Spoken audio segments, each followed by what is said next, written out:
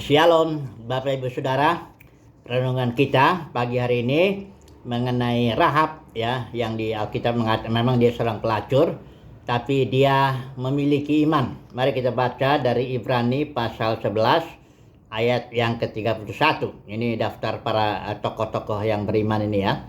Karena iman maka Rahab perempuan sundal itu tidak turut binasa bersama-sama dengan orang-orang durhaka, karena ia telah menyambut pengintai-pengintai itu dengan baik. Ini ceritanya ketika Yosua mau menghancurkan kota Jeriko.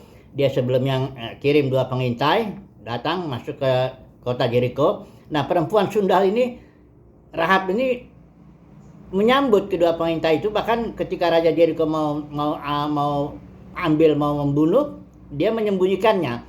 Mengapa demikian? Karena Rahab telah mendengar perbuatan Tuhannya Elohim Israel itu di Mesir ya. Ketika itu dia berbuat mujizat ya, di perjalanan di seberang timur Sungai Jordan juga sudah memukul 2 raja di situ. Sehingga dari dia mendengar perbuatan Elohim, perbuatan Yahweh, timbul iman dalam batinnya, dan imannya itulah yang membuat dia bertindak menyembunyikan atau 2 pengintai itu padanya berbuat ramah lah, melindunginya. Dan imannya ini bertumbuh, imannya Rahab. Bukan hanya dia melakukan itu, setelah Jeriko dihancurkan dan Rahab itu hidup dengan seluruh kaumnya, bahkan dia kemudian di sini Matius 1 ayat 5 di situ Salmon, seorang yang ini keturunan Yesus ya, ini ceritanya. Ini Salmon memperanakan Boas dari Rahab.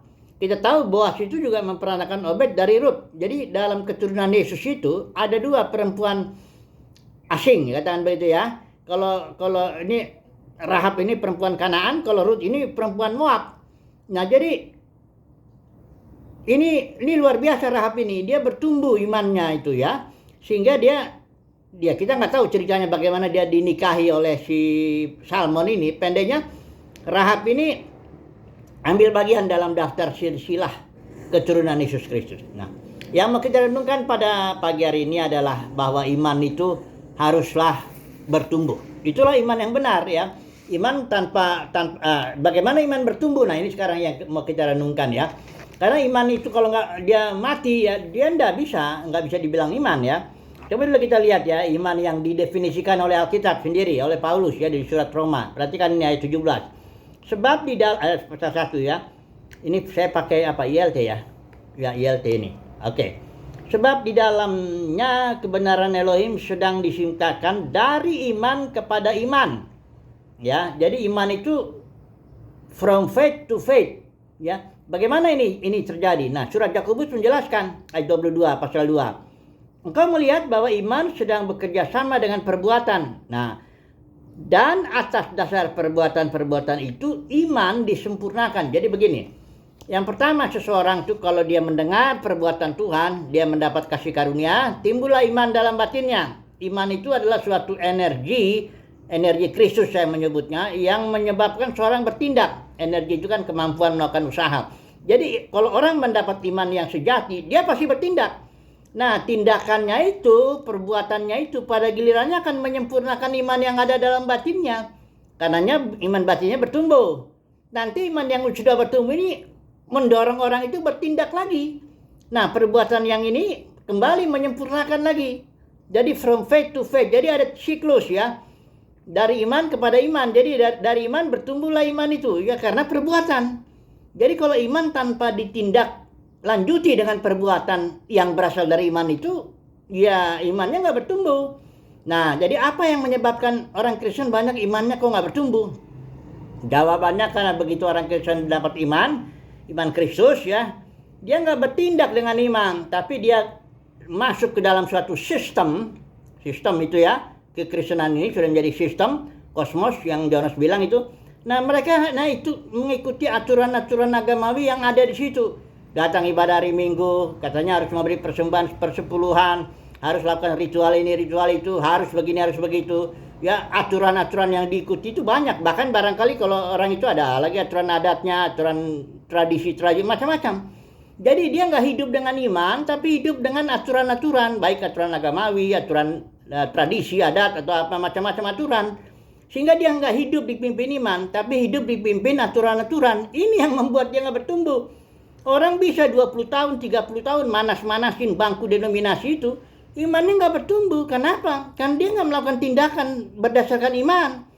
Kalau dia memberi, dia nggak berdasarkan iman. Dia ya karena disuruh, saya disuruh kok, aturannya begitu persepuluhan. Ya jadi saya taatin aja kayak begitu. Saya harus disuruh melakukan begini. Pendeknya kayak robot gitu yang melakukan tindakan-tindakan agamawi tanpa iman.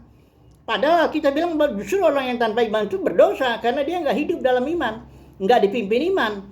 Nah ini sebenarnya yang menjadi problema lah katakanlah ya. Jadi orang nggak bertumbuh karena ibadahnya tuh ibadah ritual, ibadah mengikuti aturan agamawi.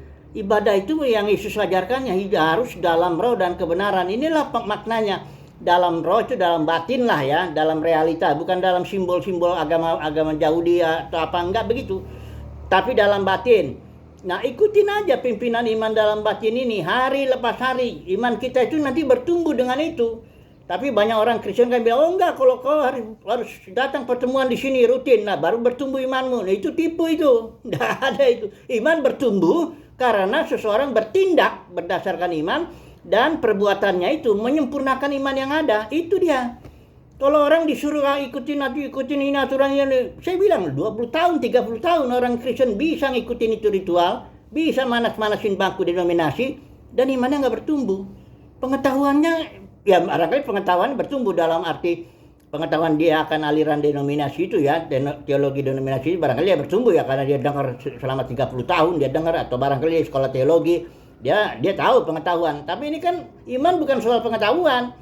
Iman adalah soal batin ya, soal energi Kristus dalam batin yang mendorong kita untuk bertindak.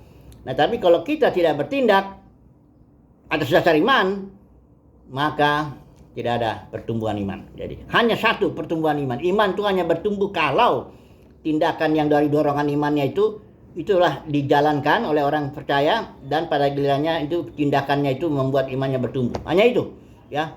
Iman hanya disempurnakan oleh perbuatan yang lahir dari iman yang ada. Ya jangan bikin definisi, jangan bilang iman bertumbuh kalau kau ngasih persepuluhan. Enggak ada begitu itu. Enggak, itu aturan agama dari mana itu ya. Iman bertumbuh kalau kita kumpul-kumpul, belum tentu. Udah saya bilang, orang bisa Kristen kumpul-kumpul ya, sekedar kumpul yang nggak jelas karena nggak ada iman, karena itu tindakan tidak dari iman. Ya memberi juga itu, jangan pikir kalau memberi pasti kau bertumbuh iman, enggak. Memberi itu juga harus lahir dari batin, dari iman. Itu dia kalau kita bilang sih dengan kerelaan. Ya kerelaan itu artinya kan dari dalam batinnya kan begitu. Jadi apa kesimpulan dari renungan kita? Kesimpulannya beginilah ya. Semoga kita mendapat kasih karunia ya untuk mendapat iman. Sudah ya, kita dapat iman yang sejati itu, iman yang menyelamatkan. Dan iman yang menyelamatkan ini pasti akan mendorong kita melakukan tindakan. Nah, semoga kita juga bertindak itu, ikutin dorongan iman ini, ya ikutin tindakan itu. Mau ke kiri kek, mau ke kanan kek, hari ini begini, besok begini, lusa begini, ikutin aja, dipimpin iman. Ikutin ikutin terus itu, barulah dia bertumbuh ya iman kita. Dan kalau kita nanti udah bertumbuh iman kita, ya udah kita siap ketika kedatangan Tuhan yang kedua kali.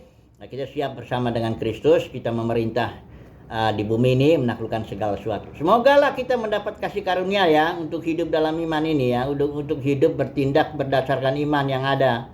Jangan kalau orang udah kejebak masuk dalam aturan-aturan agamawi, ya udahlah ya. Ya sudah begitu, karena hanya kasih karunia yang membuat orang bisa. Memang orang yang bertindak dengan iman itu ya, pasti dia akan kena konflik lah, karena dia akan seolah berjalan melawan arus gitu ya. Ya, tapi nggak apa-apa. Kalau itu hanya pilihan Tuhan kok ya. Itu kasih karunia Tuhan semata-mata ya.